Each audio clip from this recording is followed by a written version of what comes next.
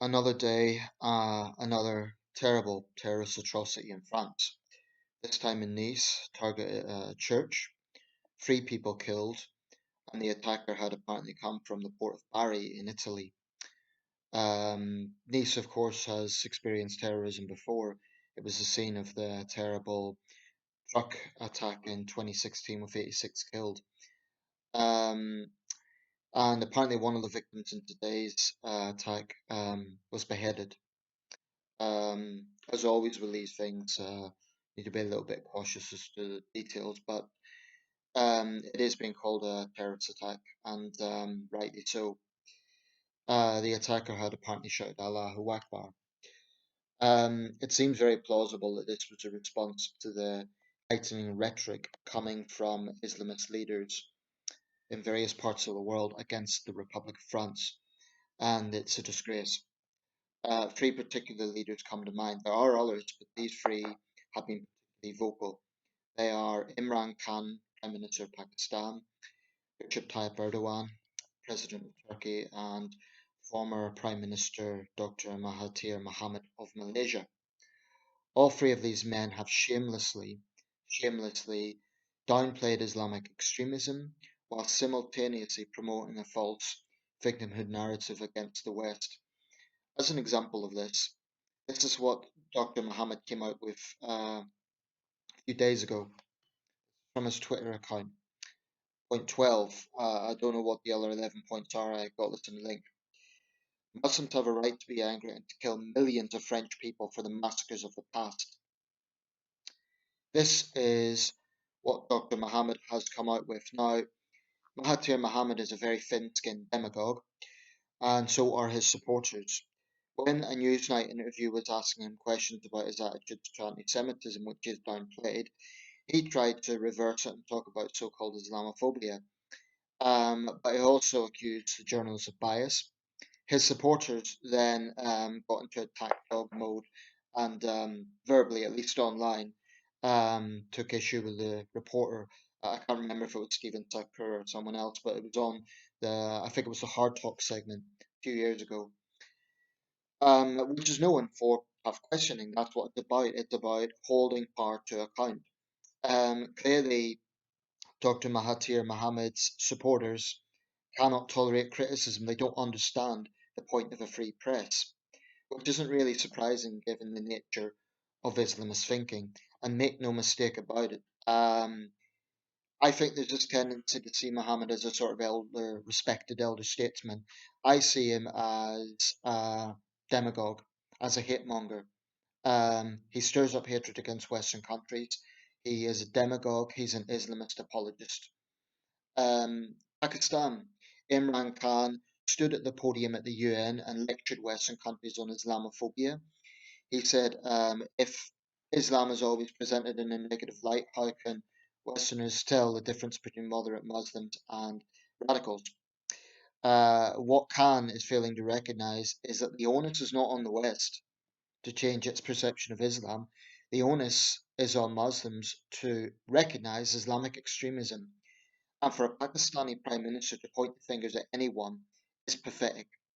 Pakistan is a country where persecution of minorities is rife.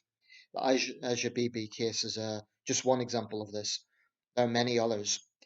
And let's just do a scenario here. If a Christian extremist attacked a mosque in Pakistan, would it simply be outrage? No. They, and probably a large portion of the Christian minority, would be killed in a pogrom. It would be absolute pandemonium. It wouldn't be mere outrage and anger and condemnation, as we have justifiably seen in France.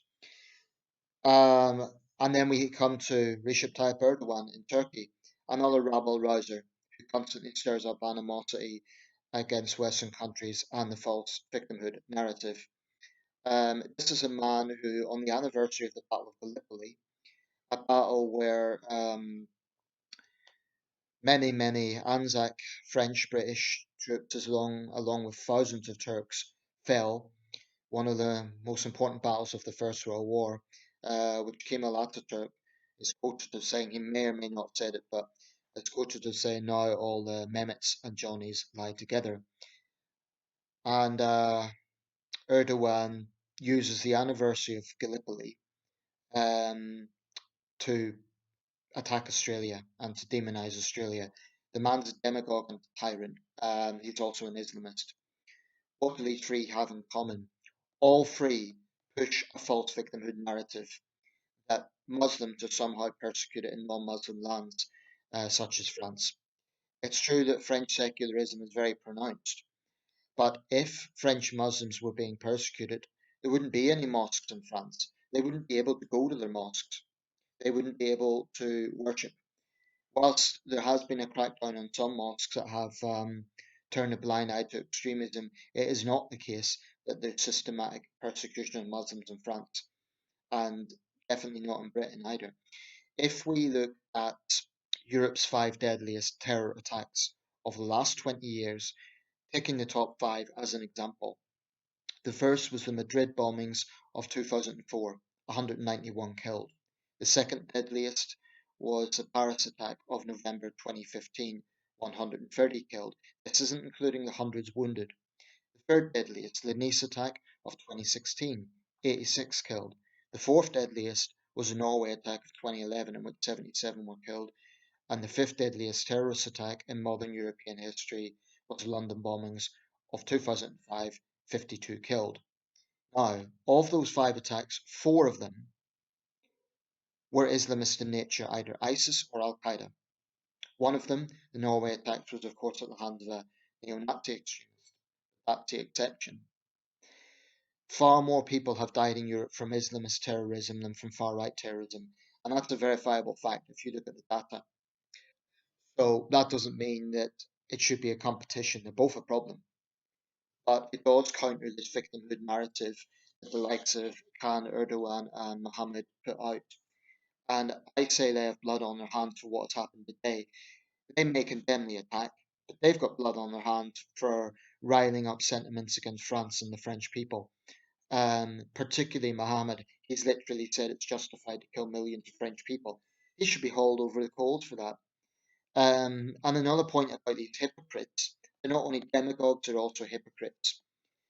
They actively turn a blind eye to what China is doing, which is actual persecution of Muslims.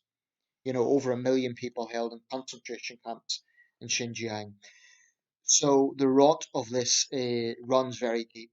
I am sick and tired of seeing Muslim hypocrisy, particularly from so-called leaders like this, and I think there needs to be blowback against it. I think, firstly, we need to absolutely support France, but secondly, if those charges are levelled at Britain, um, we need to hit back. We need to say to Pakistan, for example, sort out your problem with intolerance and violence before lecturing other countries. Pakistan's in no position to lecture anyone. Let's be very clear about that. There is no comparable example of what happened to Asia Bibi to any Muslim in France or Britain. There just isn't. So these false analogies are not only dishonest, they're dangerous because they then brainwash Muslims into thinking that they need to wage jihad, as in struggle, against Western countries. It's very dangerous. I think we're in a protracted Cold War type situation, and free nations everywhere must support France and support any other country attacked by this poisonous ideology. The onus is not on France to change because there is no comparison between a cartoon, even if it's a provocative cartoon, to murder. It's not a level playing field. It's just not. Now, that doesn't mean I absolutely support everything Charlie Hebdo comes out with. For example, when they published a cartoon mocking the victims of a Russian jet incident that actually had been a terrorist attack, I thought that was disgusting. I thought it was cruel. I thought it was unnecessary. So I'm not saying that Charlie Hebdo is above criticism, but it's important to understand there's a big difference between ridiculing or mocking a historic figure like the Prophet Muhammad or a religion versus stirring up hatred against individuals. Charlie Hebdo has never encouraged violence against Muslims. It's very important to understand that difference. And finally, the irony of this isn't missed. When Muslims, protest in the streets of Dhaka or Karachi or Jakarta or Algiers or wherever else they may protest. Um, the irony of saying, how dare you say Islam is violent and intolerant? Then they're simultaneously burning the flag of France or the United States and holding placards saying free speech, go to hell. Islam is not a peaceful and tolerant religion. There are peaceful and tolerant Muslims, but Islam is not. It's just not. And until I see evidence to the contrary, until we see this really, really being polarized, until we see a change of attitude in Islamic majority countries, that's going to be the perception of Islam. And Islamic leaders can stand up at the UN and demand respect. They need to understand that respect is a two-way street. Makes me very angry, but we have to stay resolved on this. We cannot take lectures from demagogues who are trying to stoke up a false narrative.